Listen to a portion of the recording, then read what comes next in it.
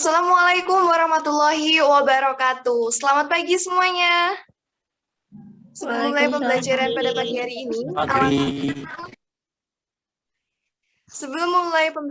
pagi hari ini, alangkah baiknya kita memulai pembelajaran dengan berdoa. Mari kita berdoa dengan keyakinan masing-masing. Berdoa dimulai. Berdoa selesai. Semoga dengan berdoa pada pagi hari ini pembelajaran dapat berjalan dengan lancar. Bagaimana kabarnya pagi hari ini? Gimana nih lebarannya kemarin? Lancar? Alhamdulillah lancar. Alhamdulillah, kita masih bisa dipertemukan pada pertemuan pada pagi hari ini dalam keadaan sehat tanpa halangan suatu apapun. Jadi pada pagi hari ini kita akan belajar mengenai teks biografi. Sebelum pembelajaran, Ibu akan mengabsensi terlebih dahulu. Yang pertama, Amanda. Hadir, Bu. Oke, baik. Gael. Hadir, Bu. Mbak Lilia. Hadir, Bu. Oke. Mediana Tahir. Hadir, Bu. Nawar. Hadir, Bu. Mbak Titik Laras. Oke. Salvia. Oh, mungkin terkendala sinyal. Silmi. Oke, terkendala sinyal. Sudah semua ya? Oke, Ibu akan membagikan Selandia. Untuk Mbak Nova mungkin bisa membantu. Sekarang kita akan membahas mengenai materi biografi. Kalian pernah membaca biografi milik siapa nih? Apakah mungkin Presiden Soekarno, R.A. Kartini, atau mungkin Michael Jackson, atau mungkin Iqbal Diaprakhir Ramadan, mantan anggota Kobe Junior? Atau mungkin kalian mengidolakan Cha Eun-woo dalam drama Korea yang baru-baru ini sempat booming? Jadi kita akan mempelajari biografi dan kenapa kalian harus mempelajari biografi. Mungkin di sini ada yang tahu teks biografi itu seperti apa? Yuk mungkin Mbak Amanda bisa menjelaskan secara singkat, silahkan. Menurut saya, teks biografi adalah teks yang berisi hidup tokoh yang berpengaruh, Bu. Oke, benar. Jadi biografi ini berasal dari kata bio yang berarti graf dan graf yang berarti tulisan. Sehingga berartinya tulisan hidup, bukan ya? Maksudnya adalah biografi yang merupakan tulisan tentang kehidupan seseorang yang berisi mengenai peristiwa ataupun kejadian tokoh penting atau seseorang yang berpengaruh. Oke, di sini ada yang tahu tujuan teks biografi? Yuk mungkin Mbak Nova, silahkan. Bisa mencoba menjawab. Mengetahui riwayat hidup tokoh yang berpengaruh. Oh ya, benar. Jadi teks biodata ataupun biografi tentunya orang dalam bentuk tulisan. Dalam biografi, itu biasanya menceritakan tentang orang yang sukses, peneliti, tokoh yang memiliki jabatan yang berpengaruh terhadap kehidupan masyarakat banyak, atau juga tentang idola, artis, selebriti. Nah, di dalamnya biasanya berisi tentang karya pencapaian dan juga prestasi-prestasi mereka. Kemudian, ternyata biografi itu ada yang ditulis oleh orang lain dan ada pula yang ditulis oleh dirinya sendiri. Ini berbeda dengan narasi ya. Berbeda dengan narsis ya. Biasanya yang ditulis oleh orang lain itu biografi. Jadi misalnya ada biografi tentang I.R. Soekarno, berarti yang menulis misalnya saya ataupun atau juga saya menulis biografi saya yang menulis kalian seperti itu. Sedangkan yang ditulis diri sendiri itu disebut autobiografi. Jadi misalnya ada biografi tentang saya, kemudian saya sendiri yang menulisnya. Di dalam biografi itu biasanya ada hal-hal yang diceritakan. Pertama adalah data pribadi tokoh, dimulai dari nama lengkap, tempat tanggal lahir, kemudian sekolah, dan juga riwayat pekerjaan. Yang kedua adalah mengenai hubungan dengan kerabat, keluarga, ataupun teman. Biasanya dituliskan tokoh tersebut, nama orang tuanya siapa, kalau misalnya sudah menikah, maka nama pasangannya siapa, anaknya siapa saja, dan lain-lain. Atau kalau misalnya pernah memiliki guru atau teman yang berpengaruh di dalam kehidupan atau pencapaiannya akan dituliskan. Hal ketiga yang dituliskan adalah prinsip hidup, cita-cita, dan perjuangan. Nah, ini mulai dalam peristiwa, ini oleh tokoh, jadi prinsip hidup dari tokohnya itu apa aja sih?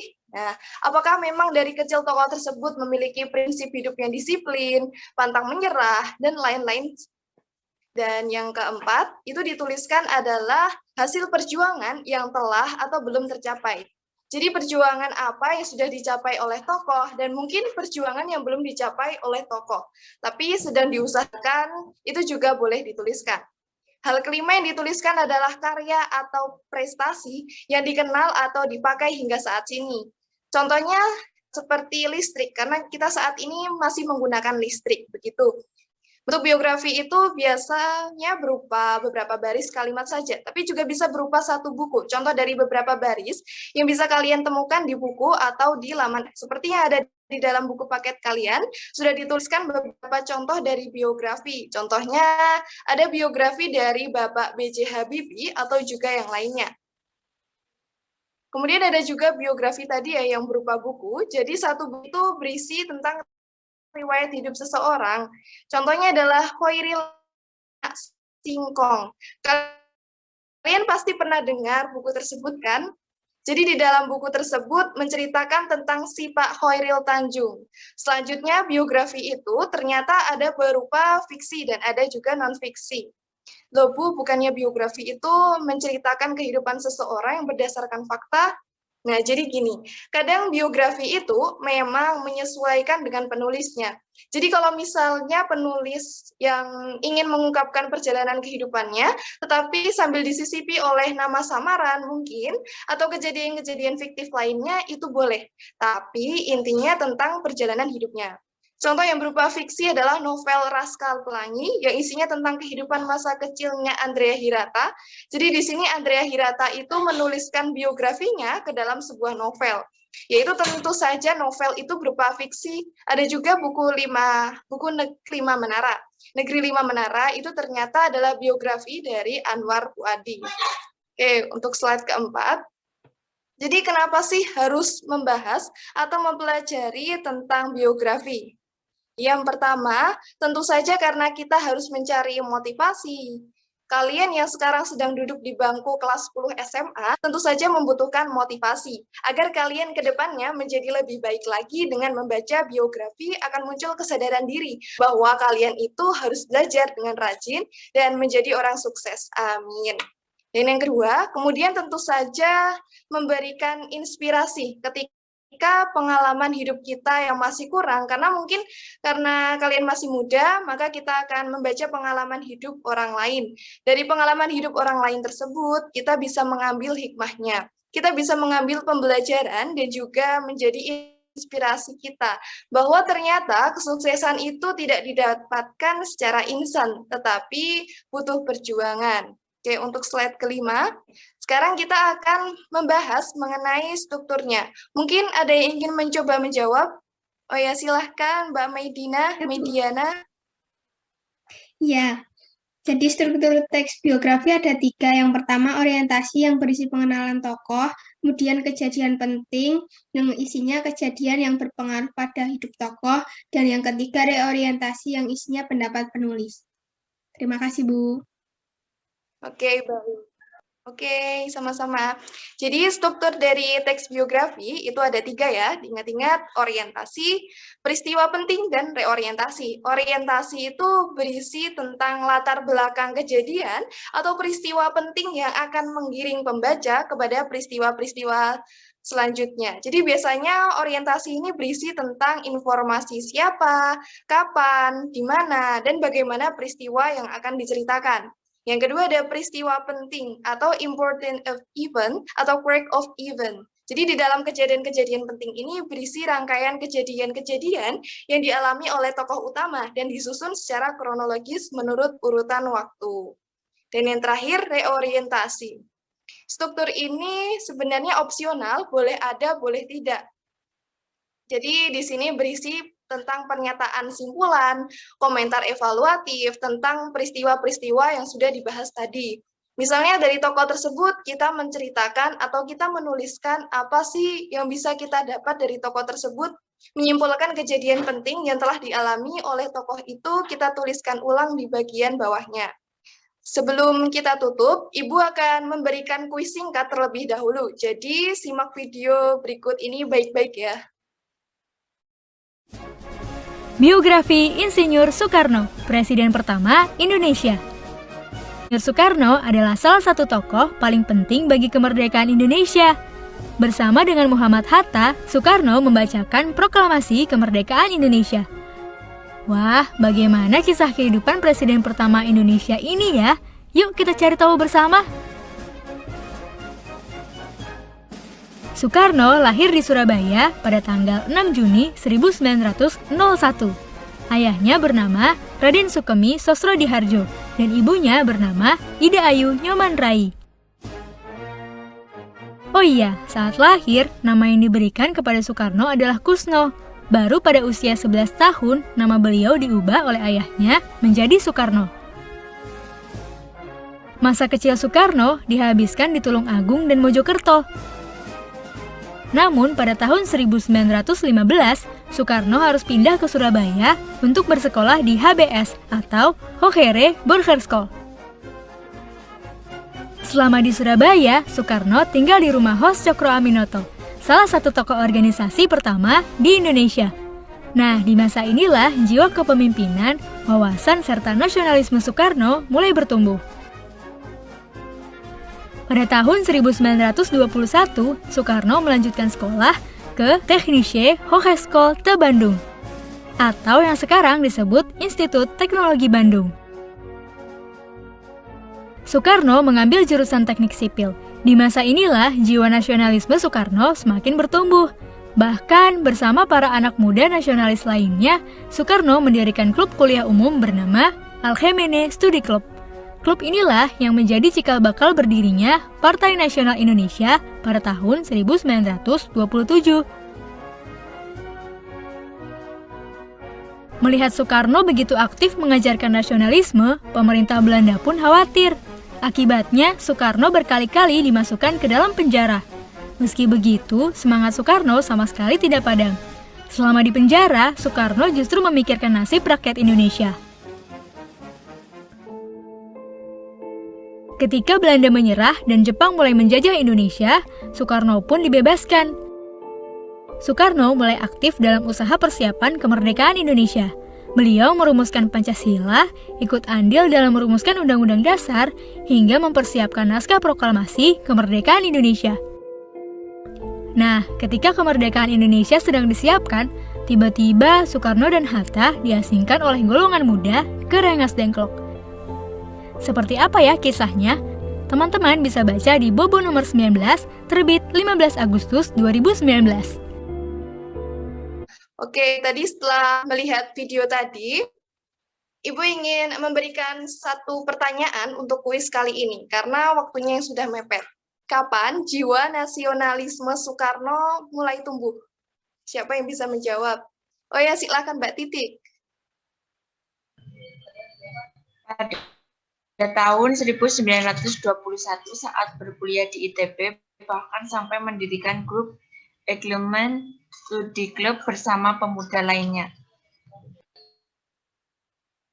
Oh ya, jawaban yang memuaskan. Baik, berarti Ibu anggap kalian sudah memperhatikan video tadi ya. Sampai sini ada yang ingin bertanya? Saya. Silakan.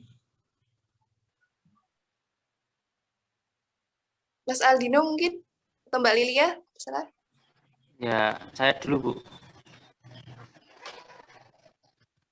Oh ya. Ya, saya ingin bertanya, Bu, pada Ibu. Bagaimana cara penggambaran karakter unggul tokoh pada teks biografi? Terima kasih, Bu. Apakah bisa didengar? Ya, baik. Jadi, ya, bisa. Ya, terima kasih. Ya, jadi ada dua cara penggambaran karakter unggul pada karakter unggul tokoh pada teks biografi, yaitu yang pertama secara langsung atau tersurat, yaitu penulis atau pencerita langsung menyebutkan karakter tokohnya. Dan yang kedua secara tidak langsung, yaitu tersirat, yakni memiliki dialog tokoh dan dialog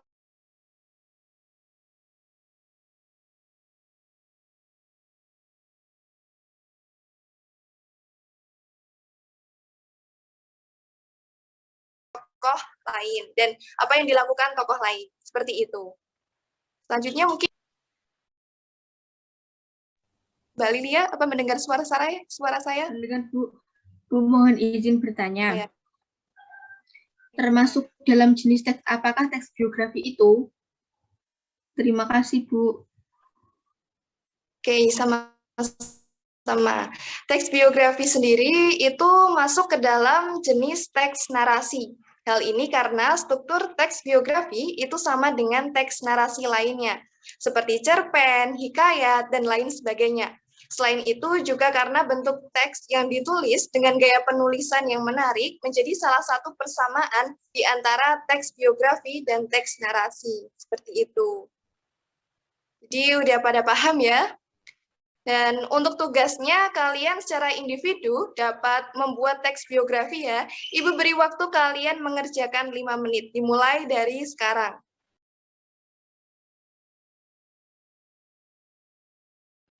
Oke, baik. Sudah 5 menit. Silakan untuk membacakan teks biografinya ya. Ya, silakan Mbak Mediana, silakan membaca teks biografi. Iya, Bu. Judulnya Pahlawan Ki Hajar Dewantoro. Pelopor pendidikan bagi kaum pribumi Indonesia. Ki Hajar Dewantoro merupakan seorang tokoh pendidikan bagi kaum pribumi Indonesia pada zaman penjajahan Belanda. Lahir dengan nama Raden Mas Wardi Suryoningrat, Ki Hajar Dewantoro mendirikan perguruan taman siswa yang memberikan kesempatan bagi para pribumi untuk bisa memperoleh pendidikan seperti halnya para priai maupun orang Belanda. Tulisan Ki Hajar Dewantoro adalah Seandainya Aku Seorang Belanda, dengan judul asli Als ik en Nederland was, yang pernah dimuat dalam surat kabar The Express milik Douwes Dekker tahun 1913. Artikel tersebut ditulis dalam konteks rencana pemerintah Belanda untuk mengumpulkan sumbangan dari Indonesia. Ki Hajar Dewantoro meninggal dunia pada tanggal 28 April 1959 dan dimakamkan di Wijayabrata, Yogyakarta. Tanggal lahirnya 2 Mei dijadikan sebagai Hari Pendidikan Nasional di Indonesia. Selain Ki Hajar Dewantoro dijadikan sebagai Bapak Pendidikan Indonesia, nama Ki Hajar Dewantoro juga diabadikan sebagai nama kapal perang Indonesia, yaitu KRI Ki Hajar Dewantoro. Semboyan dalam pendidikan yang beliau pakai adalah Tutwuri Handayani.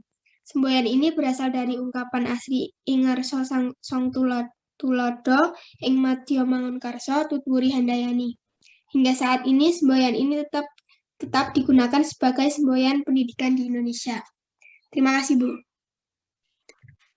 Oh ya, baik, sudah bagus ya dalam pembacaan teks biografinya. Nah, mungkin ke depannya dapat lebih semangat dan lebih menarik lagi dalam membaca teks biografi, karena itu merupakan salah satu ciri dalam gaya bahasa teks biografi sendiri. Nah, itu tadi adalah pembahasan Ibu mengenai teks biografi. Harapan Ibu adalah materi ini dapat dimengerti dan dipelajari dengan selain itu, Ibu juga doakan bagi kalian yang sekarang masih belajar, suatu saat nanti akan menjadi orang sukses dan biografinya akan Ibu baca. Amin.